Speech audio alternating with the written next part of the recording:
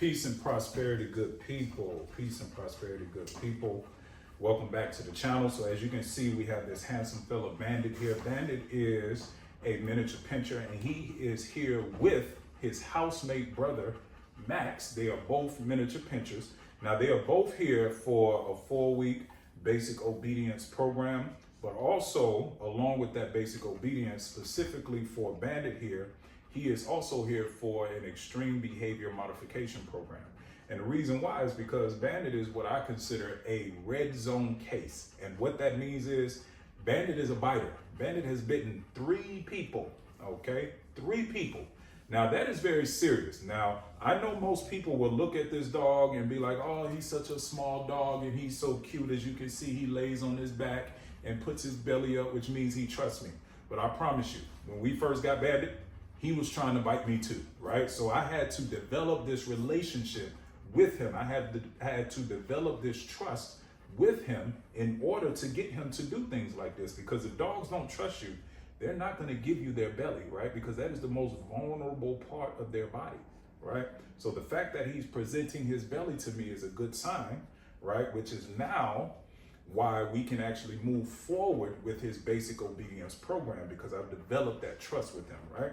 But he is a serious case, and I'm gonna be honest with you, if Bandit was a big dog, he would probably be in a shelter or put to sleep at this point. So the fact that he's a smaller dog, he's gonna get more grace. Is it fair? No.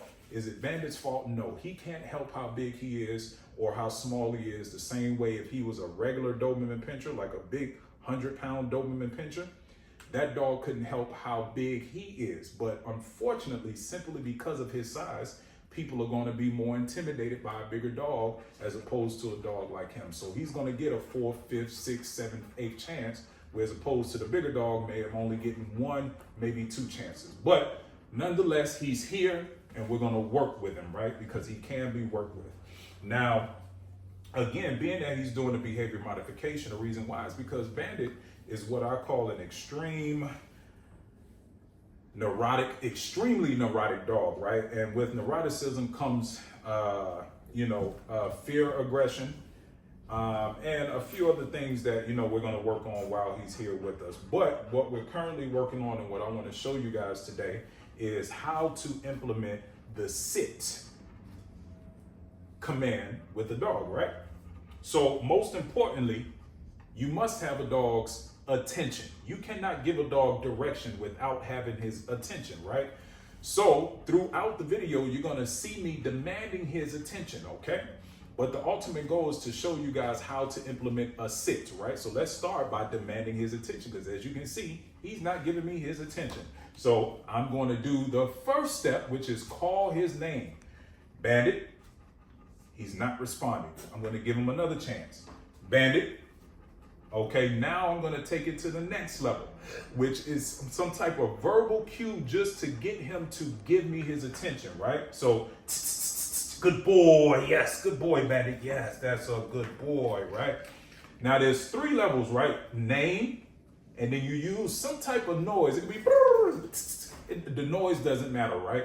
It's just the noise that's going to grab his attention and get him to turn his head to investigate to see what that noise is. And as soon as he turns his head, which means he's investigating, he's trying to see where it's coming from, it's your job to let him know, hey, that's coming from me. Thank you for giving me your attention, and let me reward you, right, with a prize for giving me your attention. Ain't that right, Bandit? That's a good boy, yes. Now, the next level, if he doesn't respond to that, if he's so focused on whatever it is that he's focused on, if he has such tunnel vision to where the first 2 steps doesn't work, then we take it to the next step, which is the physical demand for his attention. And what I call that is the aggressive tap on the shoulder. So let me show you how that works, right? So now, again, his attention is diverted. You see I have the leash. I'm not going to pull him. It's not going to be a game of tug of war. I'm going to do what, again, I call the aggressive tap on the shoulder. Let me show you what that looks like, right? So I'm going to send him away from me just so I can demonstrate to you what the aggressive tap on the shoulder looks like. Go get it. Bandit. Okay. I tap on the leash. Tap, tap, tap. And what I'm looking for is the physical cue Once I give him that tap, he turns around and gives me his attention. I reward that. Good boy, Bandit. Yes, that's a good boy. Yes, you are. Yes, you are. So hopefully you guys see that. So now let me take you through how to implement the sit command, right? Now we've been working on it, so he's cheating a little bit, right? So let me show you how we do that. Good. Let me show you how we do that. Sit. Good boy. That's a good boy. Yes, that's a good boy. Come. Sit. Good boy. That's a good boy, Bandit. Now, what I want you to pay attention to is my hand positioning, right? So, send him away. Go get it. Bandit. Come. Sit. Good boy. That's a good boy. Now, it's very important as you put him in that sit, you position your hand to where his head is going to go up, which by default, because physiology tells him to, his butt is going to go down. Now, in the beginning, it may take a little while for him to make that correlation, right? But all you need to do is hold it up over his head. You don't hold it out here because that's not going to give you the advantage that you need to make him put that butt on the ground. It's like a seesaw, right? That's literally what it is. Just imagine his body like a seesaw.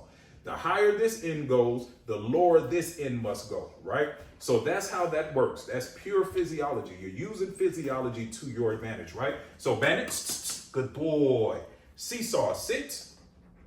Good boy, there we go. And you must couple that with the verbal, right? And then you also couple that with the, what's the word for eye? Visual, thank you. It was in there, I just couldn't get it out. There you go. So you got verbal, you got visual, right? And the visual is good because it's just layers, right? So let's say for whatever reason you can't speak. All you have is the visual, right? So eventually what this is going to lead up to, because everything is a prelude or a preemptive, right, way to get what we're looking to get in the future, right? So again, let's do it again. Let me show you here. Sit. Good boy. Seesaw. There we go. That's a good boy. Okay. So that's how you implement the sit. There's the verbal, there's the visual, okay? And then if necessary, there's the physical, right? And the physical is, especially in the beginning, right? You use what we call leash pressure, right? So you use the leash the same way with physiology. You just hold the leash up like a seesaw. This end goes up, that end must go down, right? So these are 3 different ways that you can implement the sit to begin your dog's obedience program. So hopefully that makes sense to you guys. If you have any question, don't hesitate to reach out. And until the next video, you are the master of your fate, the captain of your soul. Stay safe, better yet, stay dangerous. Peace and prosperity. Sit. Good boy. That's a good boy. Yes. Good boy.